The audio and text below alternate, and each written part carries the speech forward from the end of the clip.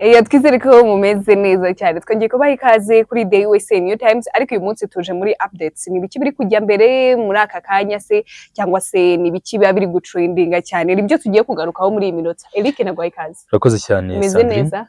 Waramutse? Waramutse neza, umeze neza. Amasaha y'igitondo ameze neza cyane. Amasaha y'igitondo ameze neza, akavura?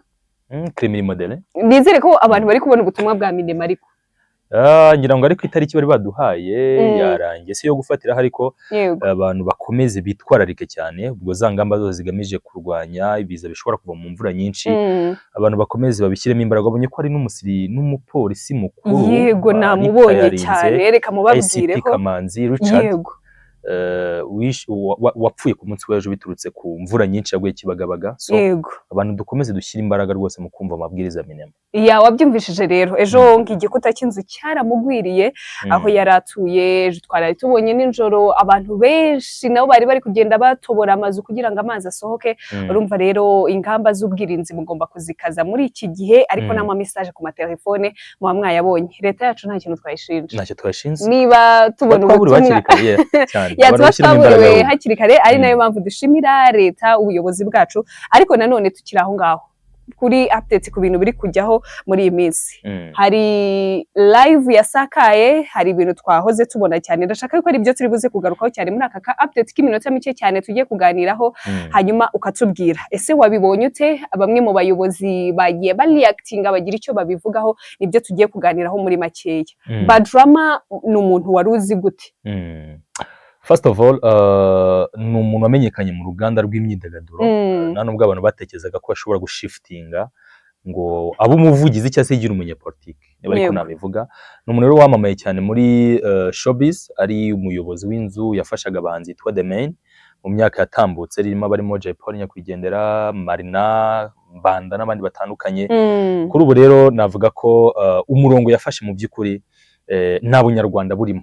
Nubwo nahoze mbona bavuga bati nta nubwo kwe kuba cyitwa umunyarwanda, ariko sitwe duhamya ko umuntu ari umunyarwanda cyangwa atari umunyarwanda, ndetse mpamya ko nta kure cyane umuntu yagera bari atagarurirwa. Twagiye tubona ingero z'abagiye baharabika igihugu nyuma ye, ariko kandi nyuma babitekereza ko wa mutima w'ubunyarwanda bakomanga bakagaruka bagafatanya n'abandi mu kubaka igihugu. Arakoze cyane Rick. Icyo ni kimwe mu bintu tugiye kugarukaho muri aka kanya. Numwe mu bagabo ubona ko bashegeshe imbuga nkoranyambaga. Buri muntu wese ari kuvuga, buri wese akavuga uko byagenze. Bamwe bari kumwita ukundi, bamwe bari kuvuga yasaze, abandi bari kumutwara mu buryo bwinshi bigiye butandukanye. Ariko nawe tubwiye uko biri. Numwe mu bagabo bari bakomeye cyane, bari bafite label ikomeye cyane ifasha abahanzi mu bijyanye n'imiziki bakunze kwita Badrama. Ariko uyu munsi muri update tugiye kugaruka kuri umwe mu bayobozi b'igihugu cyacu yanenze aya magambo yakoresheje. Sinawe gusa wamunenze, abantu benshi babonye ko twabaye shoke kubw'ibintu yavuze, kubw'ibintu yatangaje. Ariko nanone nshaka kubivuga gutya, hari abantu batazi ibintu yatangaje.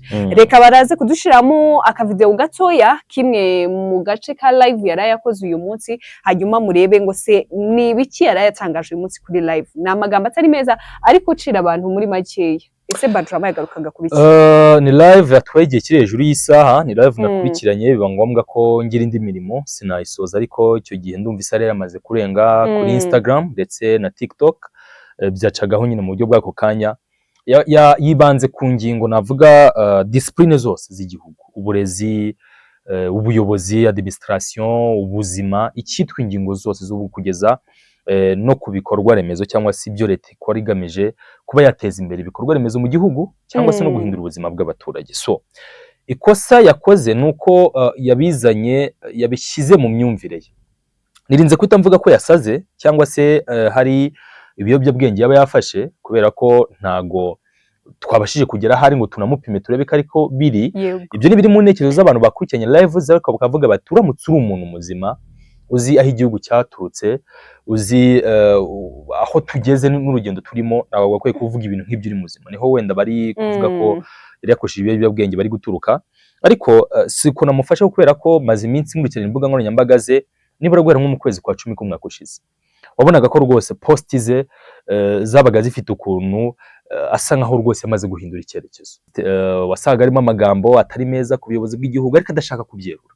Ashaka kwerura ariko ukabona ko gusoma rwose wabihaye umwanya wabyitondeye ukabona ko hari ikintu yashaka kuvuga araho yashaka kwerekeza. Rero iriya live ye mu by'ukuri yari yabanje kuyibanziriza ubutumwa, yabwiraga abantu ati maze iminsi numva umutima uboshye bimeze ukuntu uku, ndumva nkeneye abantu kuganira n'abantu.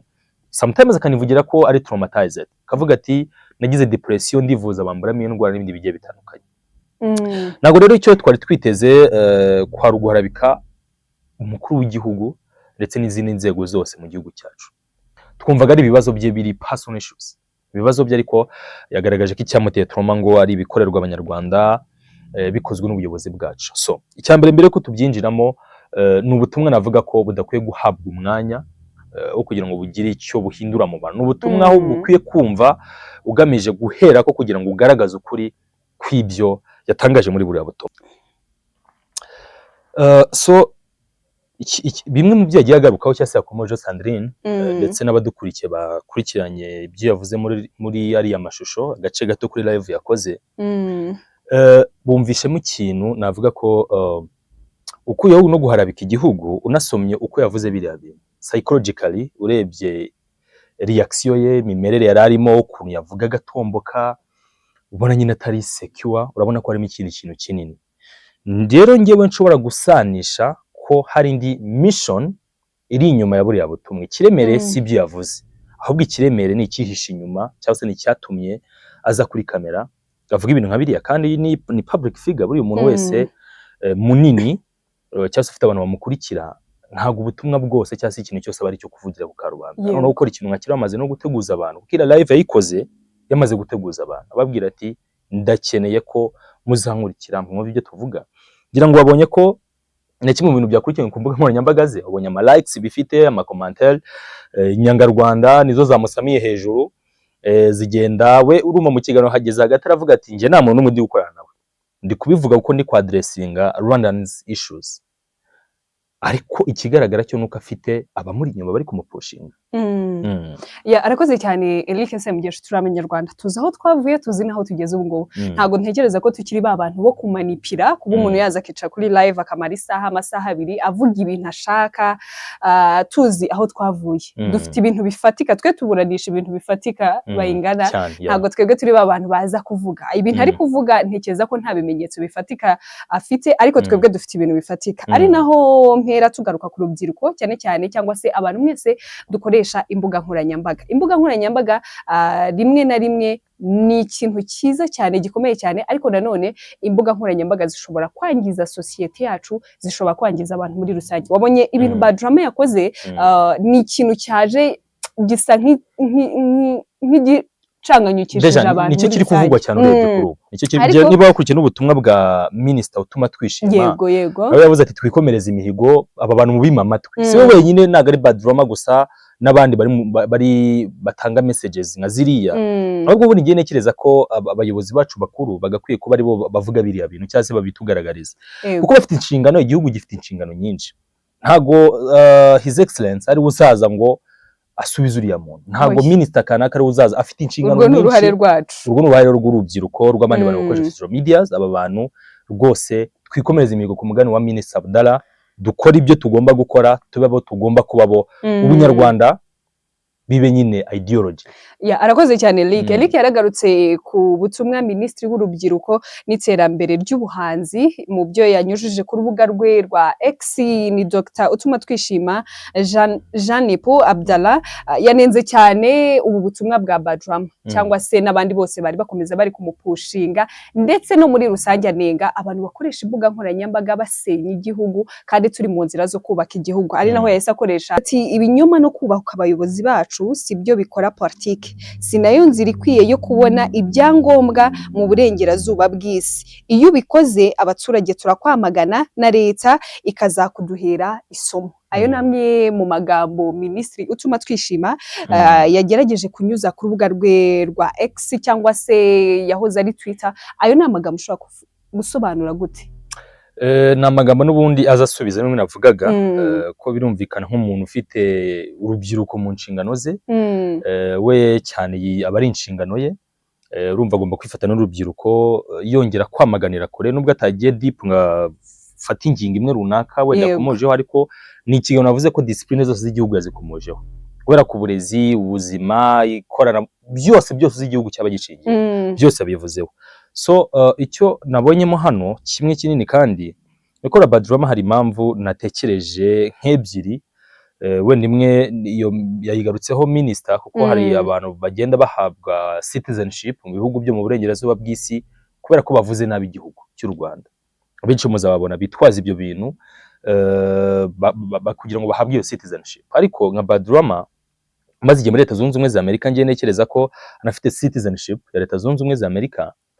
Buri hari Perezida wa Amerika Trump cyangwa undi wese washobora kuba ayoboye Leta Zunze Ubumwe za Amerika, itegeko rimwemerera ko mu gihe muri bano bantu ba immigrants cyangwa se bano bantu baba baravuye mu bihugu bitandukanye mu isi bajya gushaka ubwenegihugu muri Amerika, niyo baba bufite, iyo bahagize amakosa runaka bakora rwose afite ubudahangarwa bwo kubambura ubwo bwenegihugu. Niyo mpamvu buriya uzabaza abantu bahabwa uburenganzira ubwenegihugu bwa Amerika hari indahiro babanza gukora, nk'indahiro umusirikare akora nayo sinzagambanira Amerika, nzakora ibi n'ibi biteza inyungu z'abanyamerika imbere, ukora indahiro. Nyamara umuntu wavukiye muri Amerika we ntashobora kurahizwa kuko nyine afatwa nk'umwenegihugu. Bivuze ko ubwenegihugu hawe ni nka control sinye, ni ukuvuga ngo nutagira ibyo ushyira ku murongo bwa bwenegihugu uzabwamburwa. Njye nabaje gutekereza ndavuga nese uyu mugabo ubundi ubu ntago yaba afite ibintu inkiko ziri kumukurikirana akaba yahisemo uyu murongo wo kwibasira igihugu ariko mu buryo ntubufatirwa bw'ibifatika. Nakubwiye ko guhera mu kwezi kwa 10 cyangwa kwa 9 k'umwaka ushize ubona ko post zo kuri Instagram rwose niho zaganishaga, umva ni ibintu amaze igihe kirekire ategura. So nkavuga nese ubu ntago yaba afite iby'inkiko zimukurikirana muri Leta Zunze Ubumwe za Amerika cyangwa se ibindi byaha akurikiranyweho, kuko ubundi iyo yagiye ko deportation ukurwa hari usubizwe mu gihugu cyawe cy'amavuko, iyo babona ko nyine uri umuntu utavuga rumwe na leta ubwabyo babihagaze. Iki nicyo kintu cyo natekereje. So aho ni ku ruhande rwanjye, ariko none nkavuga ni nanone hashobora kuba harimo cya kintu nanone cy'uko ubunyarwanda bwamushizemo, akumva ko agomba guha amaboko batavuga nubwo bita batavuga rumwe deja nabaharabika igihugu, ko buriya ntabwo umuntu utavuga rumwe n'ubutegetsi ari kuri yavuga. Uzarebe ukuntu opposition zikorwa handi, ahura umuntu wamubara ko ari muri opposition. Opposition ni ukuvuga ngo uraza mu buryo bwemewe n'amategeko, ibitagenda neza urabigaragaza bikosorwe, ntabwo ibitagenda neza uri bubivuge mu bitutsi, ntabwo ibitagenda neza uri buze kureba gahunda runaka ya leta kandi inafite umusaruro ugaragara yatanze ngo uyihereho ushyiremo ibitutsi. Iyo reaction yari afite byera muri psychology karabona n'ukuntu ari kuvuga reaction biki ukuntu ari gutomboka, rwose ubona ko atari gahunda yo kugira ngo nibitagenda neza leta ibikosora. Ko twagiye tubona ingero nyinshi, dufite amashyaka menshi atavuga rumwe n'ubuyobozi bwacu, izi za Green Party n'andi mashyaka ubona ko ibyo bagaragaje rimwe na rimwe hari ukuntu leta itibishyira ku murongo. Kubera iki? Bakoze opposition ari fair, ibi nibi ntabwo biri ku murongo sava, igihugu kikabikosora kandi ukabona ko hari umucyo watanzweho. Iyo no opposition rero kuriye ntabwo ari opposition no tubita tubyambika umwambaro wo kurwanya igihugu no kukibasira ndetse no guharabika umukuru w'igihugu n'abandi bayobozi bose yagarutsemo hariya. So nekereza ko message ye yumvikanye ariko atari uburyo bwo kuyakira, ahubwo twayumvisha nyine dushaka kumva ikirimo, ubwo nahacu n'abandi bose bari inyuma, urubyiruko n'abakuru, kandi ntabwo ari urubyiruko gusa rufite iyo nshingano yo gukomeza kwima amatwi abantu nk'aba ngaba twikomereza imihigo nk'ibisanzwe. Arakoze cyane Eric, twe turi mu makuru abagezweho, makuru ari gucaracara cyane cyane ku mbuga nkoranyambaga. Imbuga nkoranyambaga twigeze kubiganiraho n'ikindi gihe, ni urubuga dufite, niyo twebwe ntwaro dufite yo kubaka igihugu. Umuyobozi w'igihugu n'abandi bayobozi bakuru b'igihugu bakunze kubitubwira, urubyiruko, ababyeyi bacu, abayobozi bakuru b'igihugu cyacu bafite uburyo bakoresheje mu kubaka igihugu. Twebwe intwaro yacu uyu munsi ni imbuga nkoranyambaga. Turwanye ibi ngibi, tunabyima amatwi, twiyubakira igihugu. Umugani wa minisitiri ati twikomereze imihigo yo kubaka igihugu cyacu. Dusubire mu makuru agezweho, aya niyo makuru yaragezweho se mugesho. Urakoze cyane Sandrine, tunashimira abadukurikiye. Murakoze cyane mwese mukomeza gukurikira The USA New Times. Ntukagende wibagiwe gukanda subscribe niba utarakanda kuri iyo nzogera, yikandeho kugira ngo ujye ubona notification n'ibiganiro byacu buri kanya.